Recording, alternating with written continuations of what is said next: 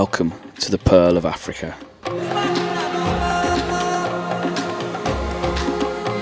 From wide open savannas to dense jungle,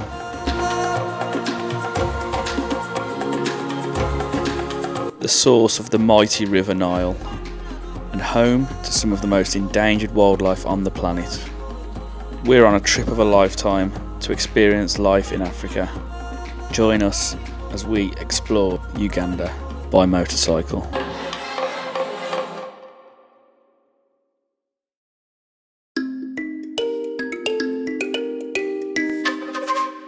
We're starting our journey in a very wet Entebbe, where we were met by Roger from the bike rental company.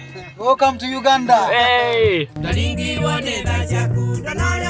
We had a rough itinerary planned out, heading north initially until we reached Murchison Falls National Park, then coming down the west border into the Bindi Impenetrable Forest, before making our way east back to our start point for our return flight home, with just over 2 weeks to do so. Entebbe is situated on the north coast of Lake Victoria, the largest body of water in Africa, hosting some incredible bird species, most famously the prehistoric looking shoebill. Although the town itself is probably more famous for something else. In 1976, a flight from Tel Aviv to Paris was taken over by terrorists, resulting in what was to be known as the greatest hostage rescue mission in human history.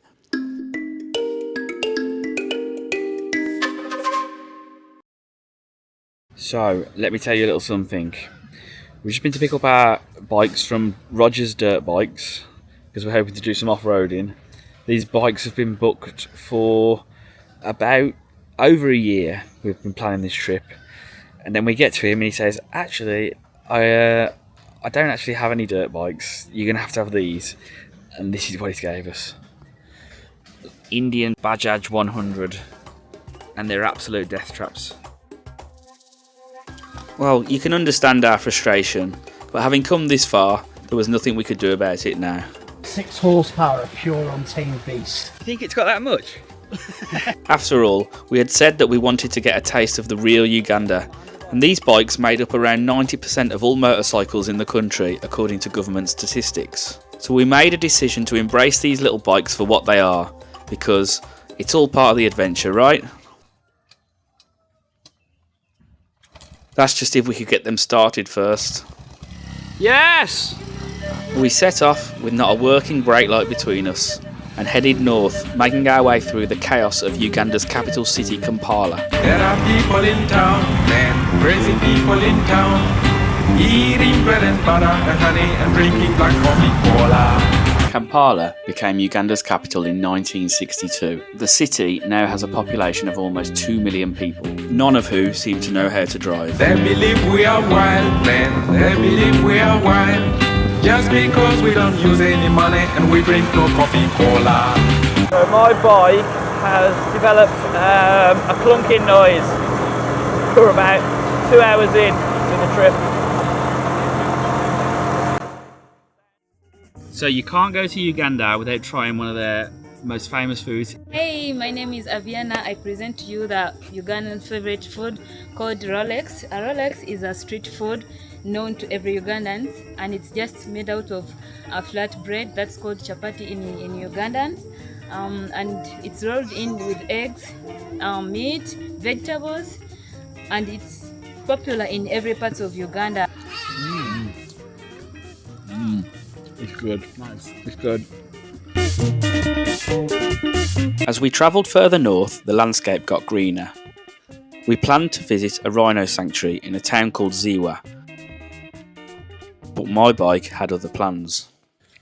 What's going down, Dan?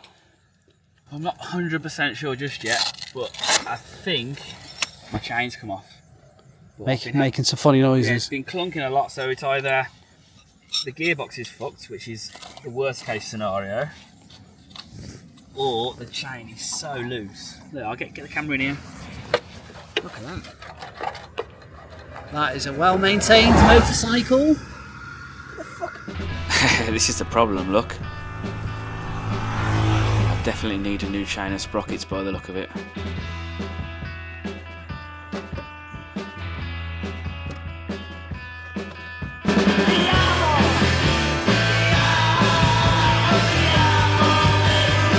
With the chain adjusted to its maximum, we were back on the road, for now at least. The next day we arrived in Ziwa, where we hit some dirt roads, and as an added bonus we got our first taste of African wildlife. Fucking warthog just ran past the road. Oh my god, there's another one. Loads. Got it on camera.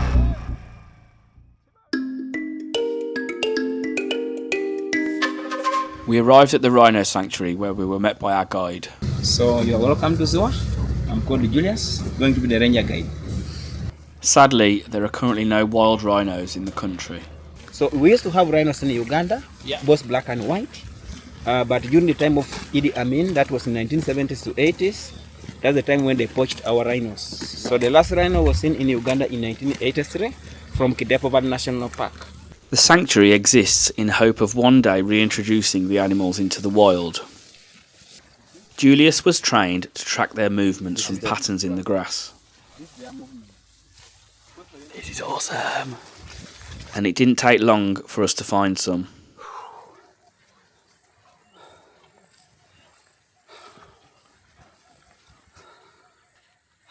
I wasn't exactly sure what to expect when we visited this place. But one thing I know is, I definitely didn't think we would be this close to them. My heart was literally pounding in my chest.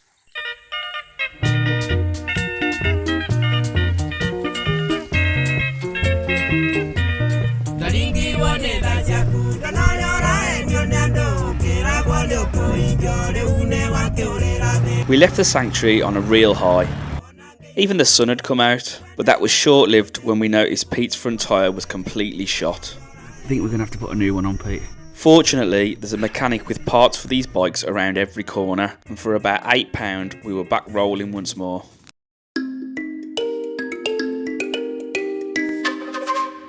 We arrived at Murchison Falls National Park, where we were immediately surrounded by baboons. She's got bigger balls than I have. This boy's job was to scare them off with his slingshot. You can imagine what they must think of him. Murchison Falls is located in the north of the country, situated on the River Nile. At the top of the falls, the Nile forces its way through a gap of only 7 metres wide, making this the most powerful waterfall in the world. Of course, wherever there's water in Africa, you're sure to find hippos and crocodiles. But these are just a few of the 76 mammal species found in Murchison. So while we were here, it would be silly not to go look for more. Okay, why am I dressed like a twat? You're about to find out. It's 5 AM, which is why I sound a bit croaky. It's still dark outside, and we're about to go on our first safari. Excited. We jumped in the 4x4 and went to pick up a ranger for protection. Of course, I asked her the most important question first. Have you ever had to shoot your gun? Yes. Yes. When you imagine coming to Africa, a safari ride is probably at the top of everyone's list. After all, this continent has some of the most fascinating wildlife on the planet. So it's not hard to see why game rides like these are the most popular tourist attractions in Africa.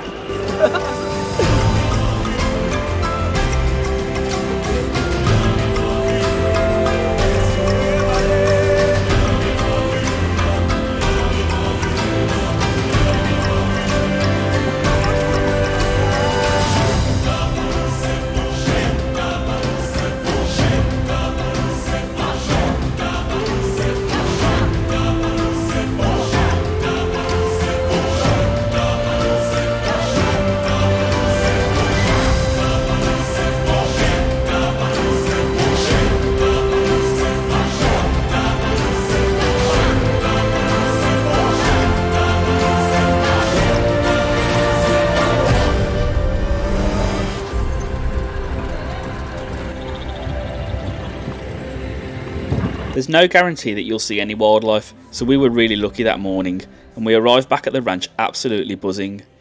These are all the things that we had dreamed about when we were planning the trip. And as if that wasn't enough, we even managed to gain 2 pets for the day. A couple of warthogs came and sat with us while we drank beer around the campfire. Fucking hell, kid, he's coming right up to you. It's alright. Do you know what I'd pay money to see?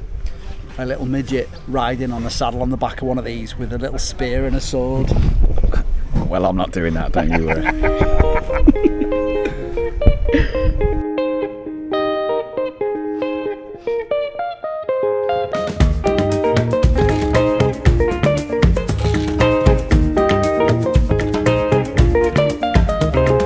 The morning ritual of starting the bikes was something we had got used to by now.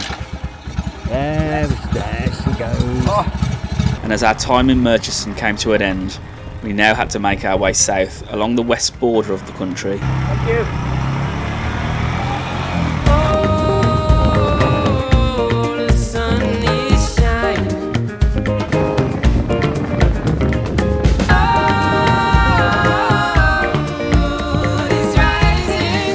Have we all forgot about that problem I was having the other day? It seems like my chain is stretched beyond its limits, and the sprockets are absolutely knackered. Very poorly maintained bike, as you'd expect, I suppose. So I'm going to have to try and find somewhere. We pulled into the next garage, where a mechanic said he would look at the bike. He said it would be okay with just a new front sprocket. I've literally just had a new sprocket put on, and we're 2 minutes down the road, and my chain's come off the rip. So he's obviously not done a very fucking good job. The bodge mechanic didn't tighten up my chain properly, and the chain's come off and smashed the engine case. We didn't even see that. That was so lucky. Word got around quickly in the village, and within seconds a mechanic appeared. The crowd started to grow, and they were fascinated by our cameras. We can record our journey. You can record that, Jan. Yeah. That's where we go, yeah. Oh. DJI. DJI. You can see his face in DJI. the front. Yeah. DJI. There's you. You see it behind and Yeah. And then the mechanical issue came to light. So he put the front sprocket on was a tooth too small, which is why it felt quicker. Yeah. But also the chain fell off after 2 minutes. And smash the case. Yeah, not good. Eric had an ingenious way of cleaning the inside of the engine cases on the side of the road before gluing the broken piece back in place with epoxy resin. BMW, they have speedy. And finally I got the new chain we had originally asked for. Nice and new. Yeah, nice and new. And all this done in less than an hour on the side of the road for well under £10.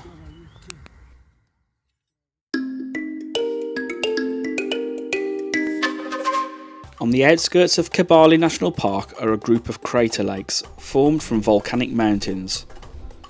We met a local fisherman called Christoph who was out on the lake looking for his catch of the day. Quite uninspiring from what we would imagine back home. But remember, of the 47 million people in Uganda, almost half of their citizens live below the international poverty line, making it one of the poorest countries in the world. Water has to be boiled before it's safe to drink, so we offered him a gift of a water filter bottle in hope of making his family's life just a little bit easier. Before a long ride down the Republic of Congo border, where we had booked a room with a view in Queen Elizabeth National Park, named after Queen Elizabeth II in honour of her visit here in 1954, when Uganda was still a British colony. An elephant right outside our lodge. Let me see if I can zoom in. There he is, munching on the trees, look. With the excitement of the elephant, I had missed the drama going on behind me. Pete's broke the golden rule of Africa and he's fed the wildlife. And now there's monkeys everywhere. They want our food. He's trying to steal our map. Yeah, we need that. Fuck it down. I might have you played with mine yet. Oh, look. Oh. The wildlife was a real nuisance in this part of the country, and we were regularly woken by the local night watchmen who were responsible for scaring away the elephants by banging drums as they tried to cause havoc in the village at night.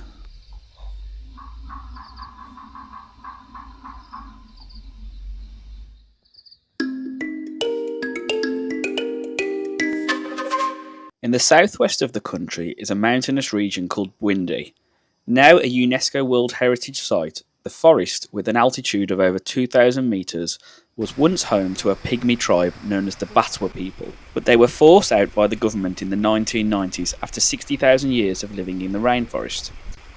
There are still remains of their buildings here today, but being forced into a society unlike anything they had ever known before was a real struggle for the hunter-gatherers.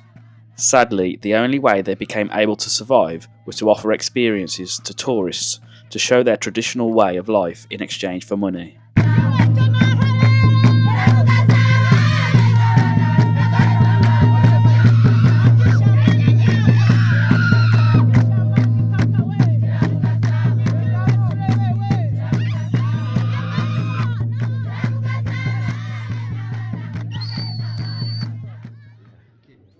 After a safety briefing, we split up into small groups and began a trek into the rainforest, which borders Rwanda and Congo.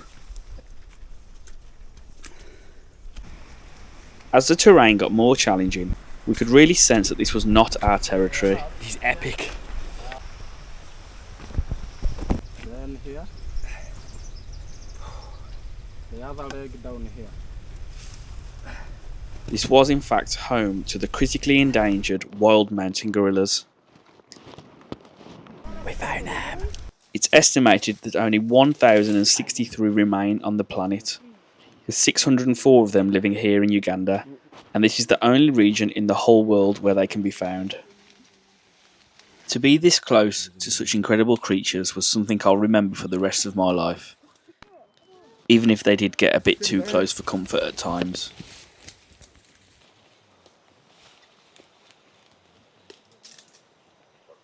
Masked up for the stuff. That was insane. There must have been about 10 of them. So peaceful, man, I can't believe it. So our trip was coming to an end. We had a 2-day ride back to Entebbe, with a quick stop off at the equator on the way.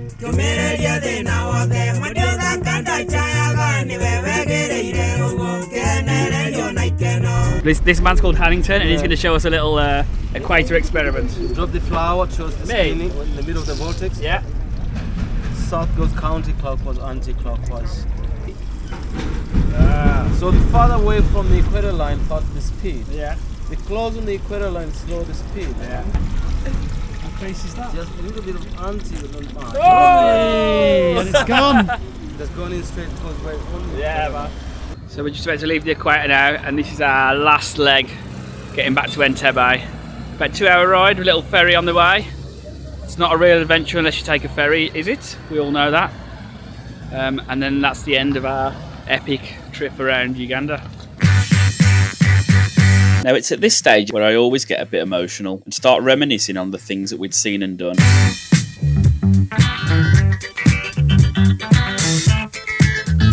And Uganda had definitely delivered. It was everything we'd imagined and more. But there was an unsung hero of this adventure, an unexpected companion. And despite the drama, which actually only occurred due to poor maintenance, these little bikes didn't miss a beat.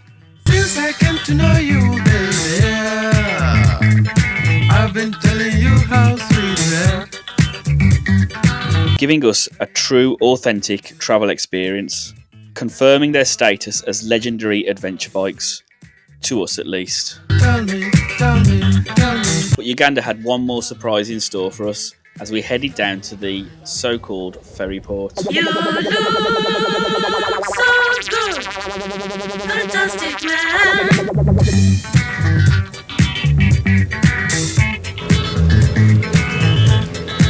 The 10-minute boat ride across Lake Victoria meant we were home. We had completed our journey. Probably the most incredible thing I've ever done in my entire life. You made it, yeah! Yeah, but...